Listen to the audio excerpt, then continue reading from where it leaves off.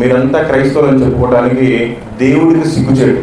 నేను ఇలాగే మాట్లాడతాను, అందుకే నేను డబ్బులు తీసుకుని నాకు మీ భోజనం కూడా అవసరం లేదు. ఇది ఉన్న వాస్తవం.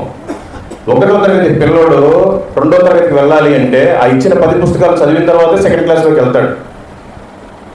మనం యేసు ప్రభువుని నమ్ముకొని మారు మనసు పొంది బాప్తిసం తీసుకొని పరలోకానికి వెళ్ళిపోవడం అనేది భ్రమ. బైబిల్ని చదివితే కదా తెలిసేది. బైబిల్ అసలు మనం ఎలా జీవించాలి, ఎలా బ్రతకాలి ఏంటనేది ఉంది. అదే చదవకుండా మీరంతా క్రైస్తవులు ఎలా అవుతారు? మీరు చాలా భ్రమలో ఉన్నారు. దయచేసి ఏమనుకోబాకండి. ఉంటే పూర్తిగానన్నా ఉండండి, లేదంటే అసలు క్రైస్తవులు అనే పేరు తీసేసుకోబాకండి. ఎందుకంటే మీలాంటి వాళ్ళ వల్లే దేవుడికి నామని చెడ్డ పేరు.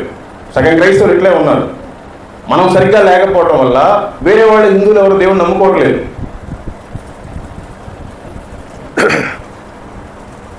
దావీదు ఒక గొప్ప మహారాజు. ఆయన పొద్దున్నే చదువుతాడంట, మధ్యాహ్నం చదువుతాడంట, సాయంత్రం చదువుతాడంట. ఆయన ప్రార్థన దేవుడు ఆలకిస్తాడంట. మరి మీరంతా చేసే ప్రార్థన